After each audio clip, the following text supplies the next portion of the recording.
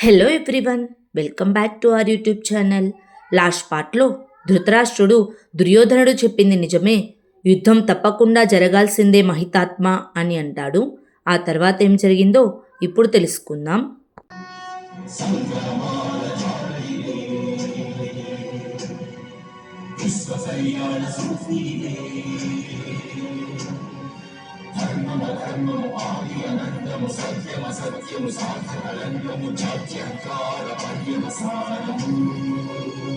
శక్తిదే భక్తిదే జీవన్ముక్తికి మార్గమిదే పంచమవేద సారం మహాభారతం కృష్ణుడు చూపిన లీల ఇది జీవన వేద మార్గమిది గీత జనించిన క్షేత్రమే ఇది మహాభారతం.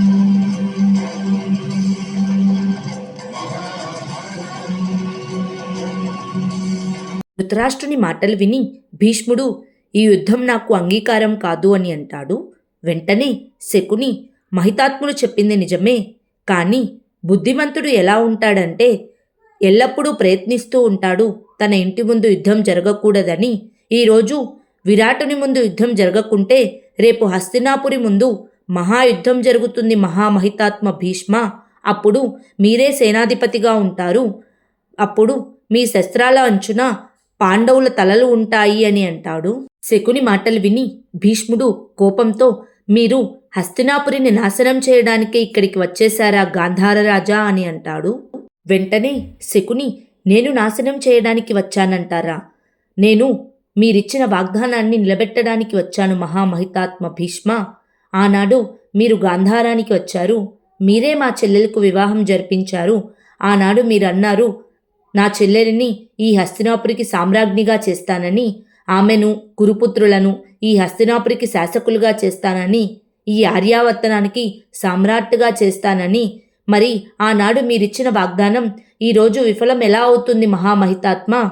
మొసలి నోటికి ఎప్పుడైనా ఏనుగు కాలు చిక్కితే అది ఆ మొసలికి పెద్ద సమస్యగా మారుతుంది. అది ఆ ఏనుగును తిననూ లేదు, విడువనూ లేదు. ఇప్పుడు నేను మీకు విన్నవించుకుంటున్నాను మహామహితాత్మ, మీకు సాధ్యమైతే దుర్యోధనుణ్ణి ఏకఛత్రాధిపతిగా ప్రకటించండి, లేకపోతే మీ కారణంగా హస్తినాపురి సర్వనాశనం అయిపోతుంది అని అంటాడు. ఆ తరువాత విరాట మహారాజు దగ్గరికి ఒక సైనికుడు వచ్చి, మహారాజా, ఉత్తర ద్వారం వద్ద ప్రచండ సైన్యం ఆక్రమించింది, మన సైన్యం విరాట నగర రక్షణ కోసమే వెళ్ళాలి అని అంటాడు.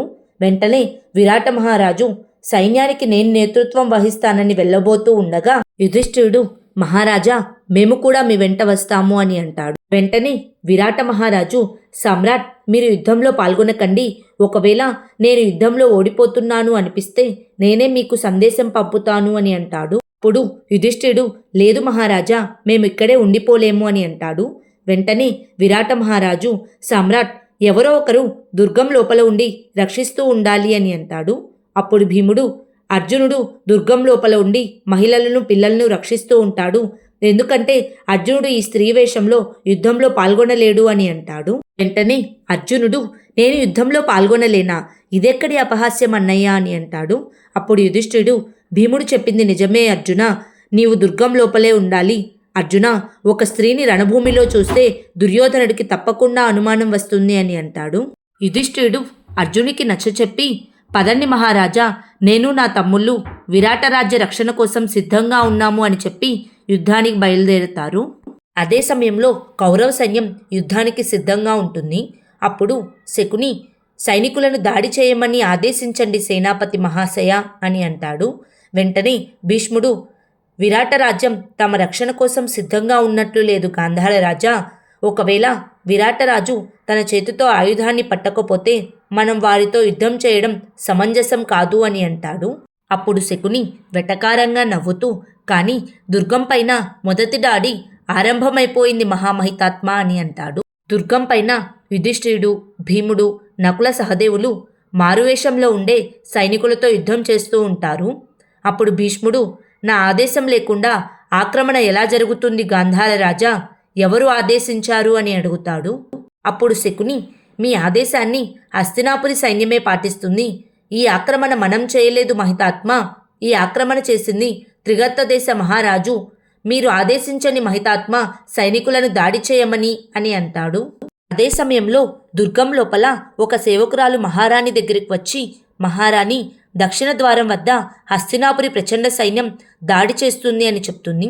వెంటనే మహారాణి, ఇంకోవైపు ఆక్రమణ, కానీ దుర్గంలో మనల్ని రక్షించేందుకు ఎవరూ లేరు, ప్రతిదాడిగా ఎవరు వెళ్తారు అని అంటుంది.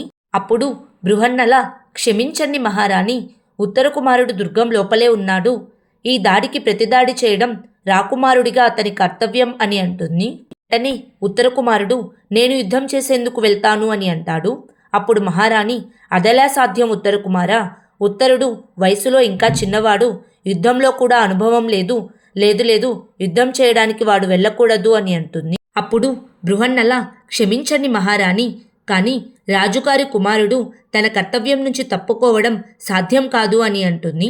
వెంటనే ఉత్తర కుమారుడు, నేను తప్పుకోవాలని అనుకోవడం లేదు, నేను యుద్ధం చేసేందుకు ఎదురు చూస్తున్నానమ్మా అని అంటాడు. అప్పుడు మహారాణి, మౌనంగా ఉండు ఉత్తర కుమారా, బృహన్నల ఒక స్త్రీ కాదు, పురుషుడు కాదు, ఒక నపుంసకునికేం తెలుసు రాజధర్మం, యుద్ధంలో ఉన్న ప్రమాదం అని అంటుంది. వెంటనే మాలిని, మహారాణి, బృహన్నలను ఇలా అవమానించవలసిన అవసరం లేదు, రాకుమారుడు అర్జునుడికి రథసారథిగా పనిచేశారు బృహన్నల, ఎన్నో యుద్ధాలు చూశారు అని అంటుంది. అప్పుడు బృహన్నల, ఈరోజు కూడా నేను ఉత్తర కుమారుడికి రథసారథిగా పనిచేయడానికి సిద్ధంగా ఉన్నాను, ఎటువంటి శస్త్రమైనా ఉత్తర కుమారుడికి తగిలేలోపు నేను నా ప్రాణత్యాగం చేస్తాను, ఇది నా వాగ్దానం. ఆ మహాయోధుడు విరాట మహారాజు కుమారుడికి శౌర్యం నేర్పించండి, పిరికితనం కాదు అని అంటుంది. అప్పుడు ఉత్తర కుమారుడు, ఒక స్త్రీ రథం నడపడమా, అది చూసి అందరూ నవ్వుతారు అని అంటాడు. వెంటనే బృహన్నల, యుద్ధంలో మీ శస్త్రాలు మీ శత్రువులను వధించినప్పుడు వారిని చూసి మీరే నవ్వుతారు రాకుమారా, పదండి వెళ్దామని అంటుంది. వారు యుద్ధానికి బయలుదేరిపోతూ ఉండగా మాలిని, ఆగండి బృహన్నల, ముందుగా మహితాత్ములు భీష్ముల వారు ఉన్నారు, సారథ్యం ఎవరు వహిస్తున్నారో వారు గుర్తిస్తే అని అంటుంది. అప్పుడు బృహన్నల, మహితాత్ములు భీష్ములంటే నాకు భయం లేదు, ఇక రాకుమారుడు దుర్యోధనుడు సూర్యాస్తమయానికి ముందుగా నన్ను గుర్తించే అవకాశం లేదు, కేవలం 3 గంటలే ఉంది మన అజ్ఞాతవాసం ముగియడానికి అని చెప్పి అక్కడి నుంచి బయలుదేరుతారు. ఆ తరువాత దుర్యోధనుడు శకునితో, ఎక్కడున్నారు మావయ్య ఆ పాండవులు, బయటికి రావడం లేదెందుకు, సూర్యాస్తమయం కావస్తోంది, సమయం మించిపోతుంది అని అంటాడు. అప్పుడు శకుని వెటకారంగా నవ్వుతూ, నేను ముందే చెప్పాను కదా మేనల్లుడా, ధర్మ మార్గాన నడిచేవారికి అధర్మం గురించి తెలుస్తూనే ఉంటుంది, కానీ దానిని వారు గుర్తించలేరు, అటు చూడు వస్తున్నారు పాండవులు మన ముందుకు అని అంటాడు. అప్పుడే ఉత్తర కుమారుడు తన రథం మీద వస్తూ ఉంటాడు. అప్పుడు దుశ్శాసనుడు చూసి వెటకారంగా నవ్వుతూ, మావయ్య అటు చూడండి, ఒక ఆడదాని రక్షణలో వచ్చాడు విరాట రాకుమారుడు అని అంటాడు. వెంటనే దుర్యోధనుడు, బాలుడు దుశ్శాసన, అయినా యుద్ధం చేయడానికి వచ్చాడు, కానీ ఆ పంచపాండవులు యుద్ధం చేయడానికి కూడా రాలేదు, ఎలుకల మాదిరిగా ఏదో రంధ్రంలో దాక్కొని ఉంటారు అని శంఖం పూరించి, బయటకు రా అర్జున, మీ రక్షణను త్యజించి మీ గౌరవాన్ని రక్షించుకునేందుకు కర్ణుడు కూడా వస్తూనే ఉంటాడు, నీ ప్రాణాలు తీసేందుకు, బయటకు రా అర్జున, నీ గాంధీవాన్ని తీసుకొని బయటకు రా అని పిలుస్తూ ఉంటాడు. అప్పుడు బృహన్నల, ఉత్తర కుమారా, మీ ధనస్సును ఎక్కుపెట్టండి, నేను ఏ విధంగా చెప్తే మీరు ఆ విధంగా బాణం వేయండి, మీకేమీ జరగనివ్వను, ధనస్సును ఎక్కుపెట్టండి అని అంటుంది. ఉత్తర కుమారుడు వేసే బాణాలను చూసి అందరూ నవ్వుతూ ఉంటారు. అప్పుడు దుర్యోధనుడు, మావయ్య, మనం ఈ బాలుణ్ణి చంపవలసిందే, ఈ రాకుమారుడు చనిపోతే కాని ఆ పంచపాండవులు బయటకు రారు, సూర్యాస్తమయానికి ముందే మనం వారిని బయటకు రప్పించవలసి ఉంది అని అంటాడు. అప్పుడు శకుని, బాగుంది మేనల్లుడా అని, మహితాత్మ భీష్మ, సైనికులను ఆదేశించండి దాడి చేయమని అని అంటాడు. వెంటనే భీష్ముడు, నేను స్త్రీలపై దాడి చేయను గాంధార రాజా, ఎవరైనా యోధుడు వస్తేనే వారిపైన నా సైన్యం దాడి చేస్తుంది, నేను కూడా నా శస్త్రాన్ని సంధిస్తాను అని అంటాడు. తరువాత బృహన్నల, యుద్ధానికి సిద్ధం కండి రాకుమారా, ఇంకా కొన్ని క్షణాలే ఉన్నాయి, నేను మీకు ఏమీ జరగనివ్వను అని అంటుంది. వెంటనే ఉత్తర కుమారుడు భయపడుతూ, వద్దు బృహన్నల, ఈ మహాయోధులు ఇంత పెద్ద సైన్యంతో నేను యుద్ధం చేయలేని బృహన్నల, నువ్వే నన్ను రక్షించాలి, రథాన్ని దుర్గం లోపలికి పోనివ్వు అని అంటాడు. అప్పుడు బృహన్నల, రాకుమారుడు అర్జునుడి మాదిరిగా నీవు కూడా సమర్థ యోధుడిగా నిరూపించుకోవాలంటే ముందు రణభూమిలో ధైర్యంగా ఉండాలి, ధనస్సుని ఎక్కుపెట్టు, బాణాలను సంధించు అని అంటుంది. వెంటనే ఉత్తర కుమారుడు, అర్జునుడు మహాయోధుడా, మరి మా నగరంలో రహస్యంగా ఉన్నారెందుకు? వారంటున్నారు పాండవులు మా నగరంలో రహస్యంగా ఉన్నారని, మరి వారు ఎందుకు బయటకు రావడం లేదు మమ్మల్ని రక్షించడానికి అని అంటాడు. అప్పుడు బృహన్నల, నిజంగా నీవు రక్షణ పొందాలంటే ముందు స్వయంగా శస్త్రాన్ని ఎక్కుపెట్టే సాహసం చేయాలి. ఉత్తర కుమార, ధనస్సుని ఎక్కుపెట్టు, కేవలం కొద్ది క్షణాల పాటు అని అంటుంది. వెంటనే ఉత్తర కుమారుడు భయపడుతూ, లేదు బృహన్నల, నాకు చాలా భయంగా ఉంది. ఇప్పుడు నువ్వే నన్ను రక్షించాలి బృహన్నల, రథాన్ని లోపలికి పోనివ్వు అని అంటాడు.